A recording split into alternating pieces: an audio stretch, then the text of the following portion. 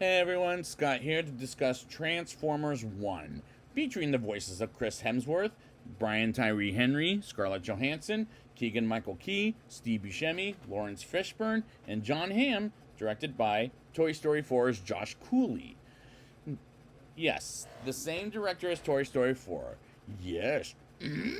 Oh wait, that's the wrong series.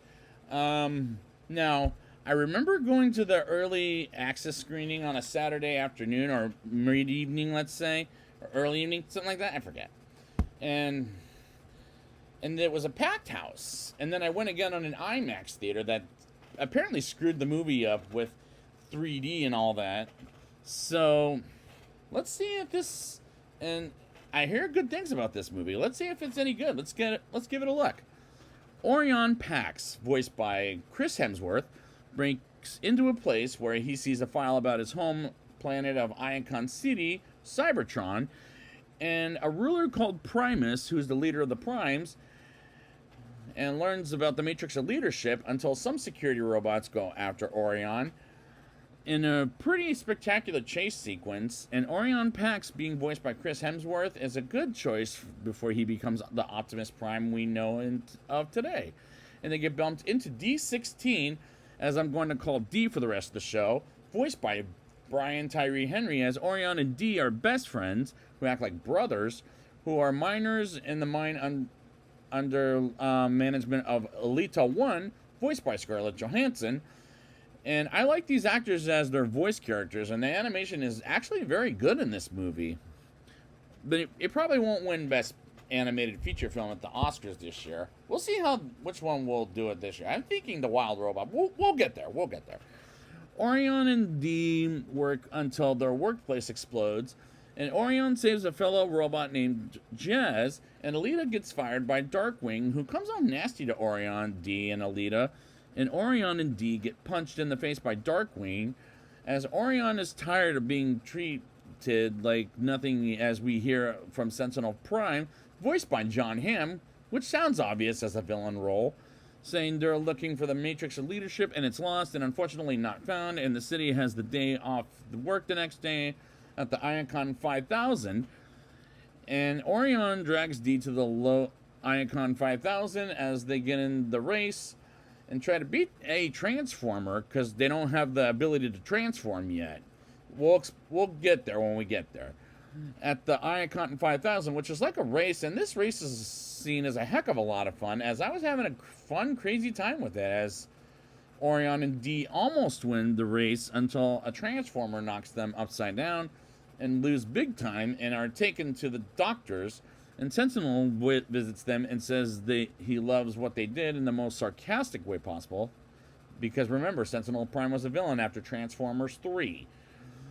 And tells them to join him by making them his servants. And I knew he was lying because of the third Transformers movie, as Darkwing takes Orion and Dee to the scrap disposal, led by B127, or B for short, voiced by Keegan Michael Key and his friends, who are not real, gets a message from Alpha Trion, voiced by Lawrence Fishburne, and Orion gets to the idea of going to the surface, and B kind of annoys me, and Keegan Michael Key does do that in general, but he's fine in this movie, as he might be my least favorite character in the movie.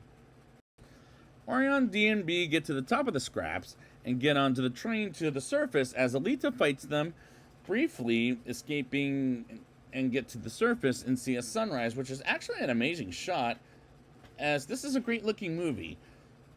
Excuse me. And they tell Alita, and by Alita I'm talking about with an E, not with an A, they found a map of the Matrix of Leadership, and something like a storm comes to them, as B is the first to run away to go back inside the train, as it gets knocked out, and Orion, Alita, D, and B get knocked off, and Alita reluctantly goes on this quest with Orion, D, and B to look for the Matrix of Leadership. And I'm saying it, B talks too much, and the writing in this, as well as the storyline, makes much better sense than any other Drac Michael Stinkin' Bay has made. Although it's produced by him, but it's not really directed by him, thank God. Whew! It tells a better story than Rise of the Beasts and Bumblebee, in my opinion. Although Bumblebee was a nice story, I would prefer Transformers animated, despite I've never seen the 1986 movie, and I hear it's so, but this tells the story justice.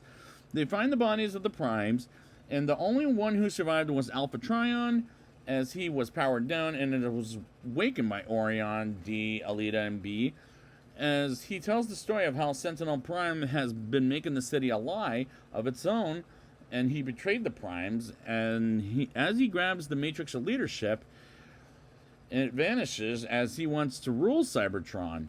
And Orion, Alita, D, and B get to their location and search for the Matrix of leadership, and D slowly becomes angrier and angrier about how Sentinel lied to his face, as he wants to kill Sentinel. And this origin story makes this the best of any of the movies, as this was needed to be told. And as far as the prequel is being told, this is the beginning of time. This is a good one, I'll say it best.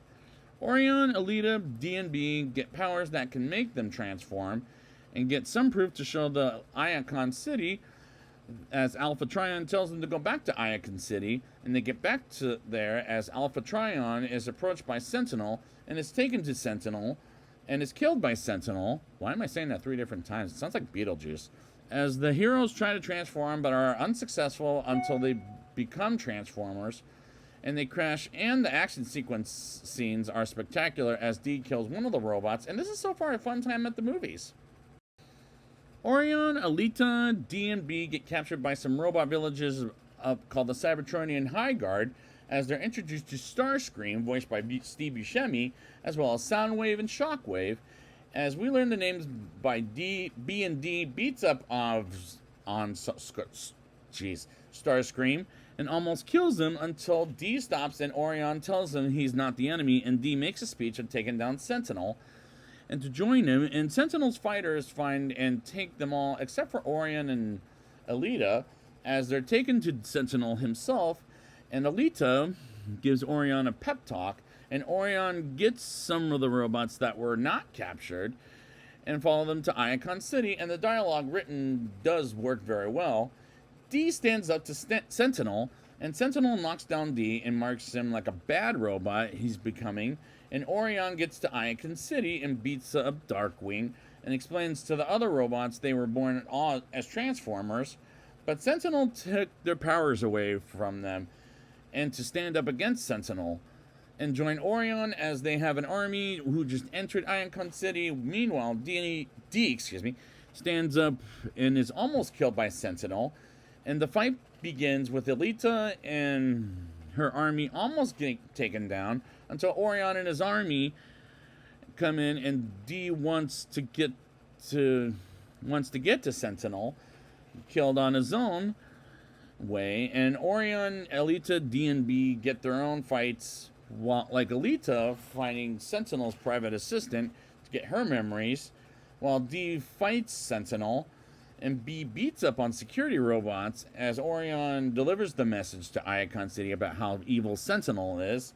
and D continues to fight Sentinel and almost kills him, and until Orion stops D and tells them they're better than Sentinel, as he fights Orion and shoots Orion and drops him because he's done saving him, which kind of a dumb thing to do, and drops Orion into a dark place where he gets the Matrix of leadership and becomes Optimus Prime and becomes the leader of Cybertron thanks to Primus, while D splits Sentinel in half and becomes Megatron, and Alita and B fight Megatron until Optimus comes in and beats up on Megatron, and the High Ground tells him to get out of Iacon City along with the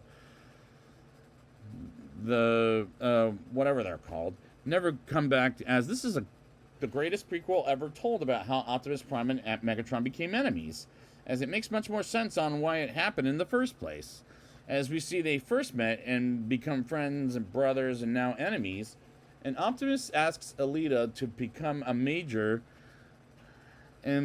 or should I say commander, squeeze me, and B can be by his side, and shows the Matrix of leadership lighten up Iacon City, as well as Cybertron and other robots can transform and become the Autobots, we all know and love, as credits roll to a mid-credit scene with B saying to his fake friends about the adventure, and after the credits, Megatron and his Decepticons to rise up and shoot their guns on the sky, and the climax was great in this movie. Works great from start to finish.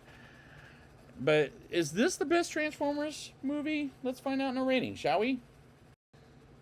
I'll give this movie a 8.6 out of 10. This is the best Transformers movie yet to date. Heck, even better than Bumblebee, which surprised even myself.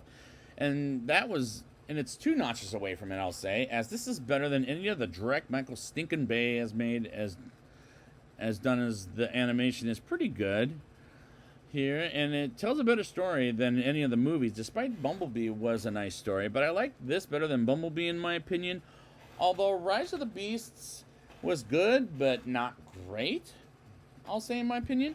I like the actors and their roles, despite Keegan-Michael Key did annoy the heck out of me throughout his scenes, and the action scenes were fun, as this was a fun time at the movies, and this is the best prequel story ever told, as this should have been told in the beginning of time.